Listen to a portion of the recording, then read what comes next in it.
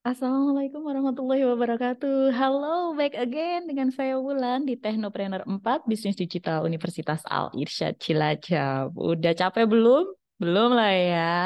Kita masih di sesi kedua di part yang ketiga, yaitu pengertian komponen dan juga manfaat model bisnis. Oke, kalau tadi sebelum-sebelumnya kita sudah bahas tentang contoh-contoh model bisnis, kemudian kita juga sudah bahas tentang elemen dan komponen-komponen apa saja yang ada di dalam bisnis model Canva. Kemudian bagaimana caranya urutannya kalian mulai membuat.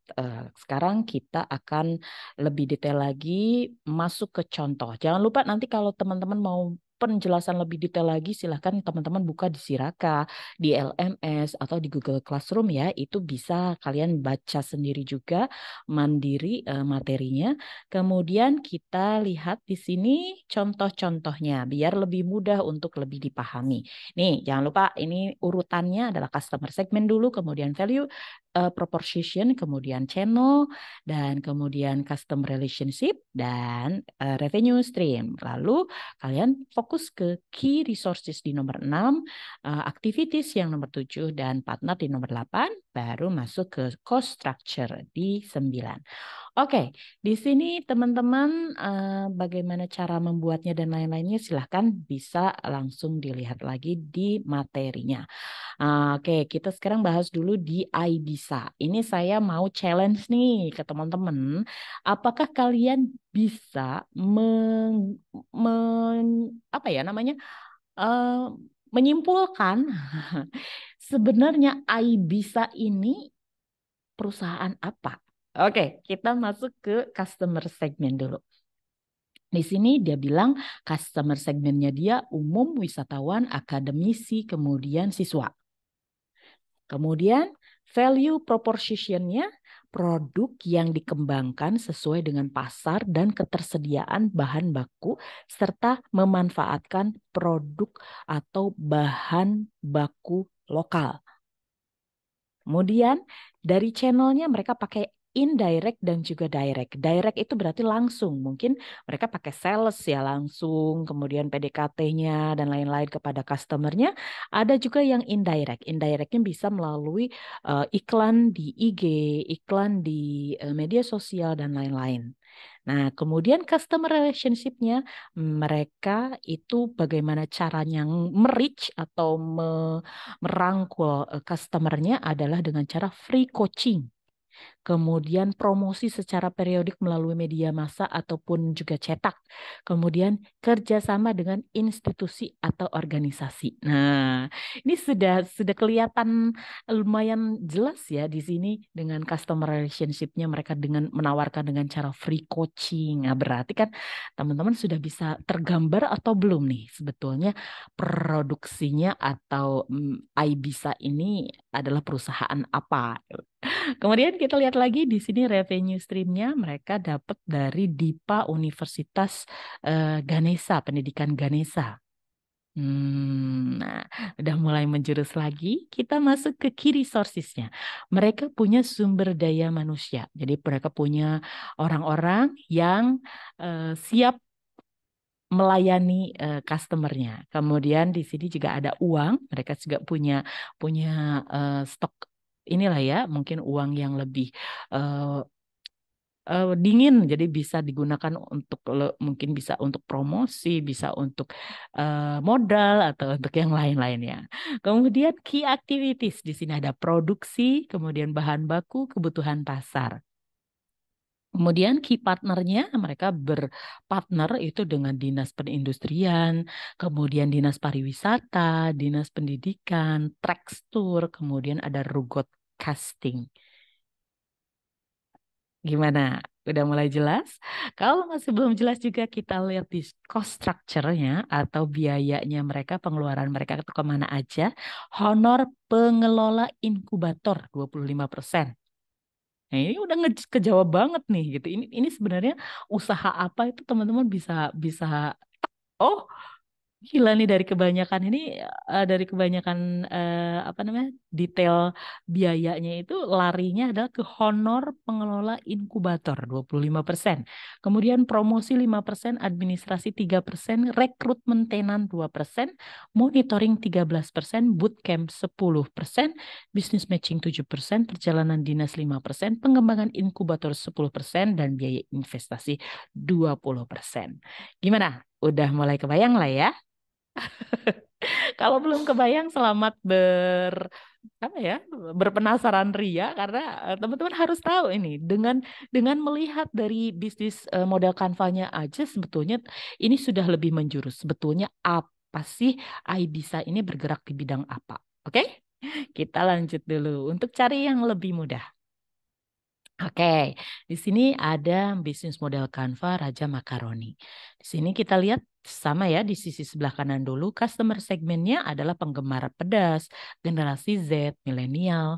Kemudian value propositionnya itu ada kemasannya dari kertas ramah lingkungan. Biasanya kan kita lihat banyak yang dari plastik ataupun juga dari aluminium foil dan lain-lain. Ini ternyata dari kertas, jadi lebih ramah lingkungan.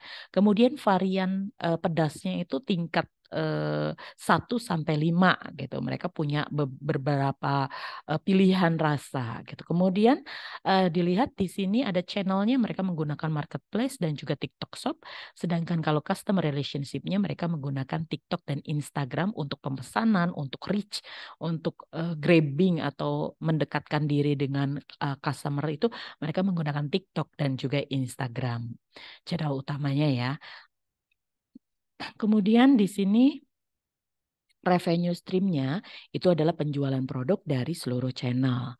Nah, kemudian key resources-nya mereka punya apa saja? Mereka punya kantor, dapur, gudang, peralatan produksi, kemudian ada produksi pengemasan, penjualan, dan distributor untuk key activities-nya. Kemudian untuk key partner-nya itu ada makaroni mentah produsennya ya, karena kan beli dulu dari produsen, kemudian mereka juga berpartner dengan reseller atau dropshipper Raja Makaroni. Kalau udah jadi, udah diolah, mereka apa ya? Mereka berikan atau mereka kerjasama dengan resellernya biar dijual bisa segera lebih luas lagi penjualannya gitu. Nah, kemudian cost structure-nya di sini ada gaji karyawan, sewa kantor dan gudang, bahan baku dan juga pemasaran. Di sini teman-teman bisa lihat sewa kantor dan gudang.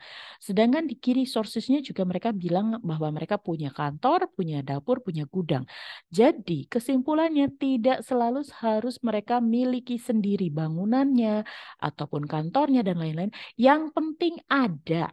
Jadi eh, kalaupun kita mencantumkan di key resources itu dapur sewaan, gudang sewaan, it's okay, nggak masalah ya teman-teman ya, boleh diperbolehkan. Peralatan produksinya juga kalau nyewa pun juga nggak masalah. Yang penting pada saat kalian mendeskripsikan cost structure atau biaya-biaya, maka harus dicantumkan ada sewa kantor, sewa gudang, ya, sewa peralatan produksi dan lain-lain. Oke, yang ini lebih mudah ya, karena kalian kan sudah jelas-jelas terbaca lah ya, Raja Makaroni. Di sini juga nanti akan ada banyak lagi soal-soal yang lain. Teman-teman bisa analisa sendiri untuk nanti memudahkan teman-teman bisa lebih paham bagaimana cara membuat bisnis model Canva. Ada bagaimana Amazon, kemudian ada bisnis model Canva untuk pembuat website, kemudian juga di sini teman-teman bisa ada Copysoft. Nah, terus di sini ada satu nih sebelum saya closing, ada Gojek. Di sini memang tidak dibuat diagram ya, tetapi teman-teman bisa melihat atau kalian bisa membantu bikin juga kira-kira kalau untuk Gojek itu customer segmennya siapa. Ya dari mulai anak-anak, nenek-nenek, kakek-kakek itu semua bisa jadi customer segment. Tapi segmen utamanya siapa? Bisa dijelaskan lagi. Anak-anak sekolah, kemudian bapak ibu yang bekerja kantoran. Nah, itu kan lebih spesifik lagi. Umurnya berapa, tinggalnya di mana. Itu kalau teman-teman bisa lebih detail lagi akan semakin bagus. Kemudian value proposition-nya tuh kira-kira apa di Gojek itu ada apa saja keuntungannya. Ya bisa lewat aplikasi, kemudian bisa dipesan kapan aja. Itu adalah salah satu contoh value proposition dari Gojek. Kemudian teman-teman yang paling penting di sini bisa konsentrasi ke key resources-nya. Kalau di transportasi yang lain itu semua perusahaan itu punya armadanya sendiri, punya supirnya sendiri, punya kantor, punya pool ya. Kalau teman-teman bayangin efisiensi, nah kan gede banget. Nah, berbeda dengan Gojek yang key resources-nya itu berdasarkan dari partner yang memiliki kendaraan sendiri. Jadi si Gojek nggak punya pool, nggak punya benar-benar kendaraan ada 1.000 atau segala macam itu nggak punya ya. It's okay karena itu adalah key resources dari Gojek. Oke, buat teman-teman silahkan kalau ada pertanyaan nanti bisa drop WA, bisa juga nanti kita diskusikan di luar kelas online-nya kita. Oke, saya tutup dulu ya. Assalamualaikum warahmatullahi wabarakatuh. Terima kasih atas perhatiannya.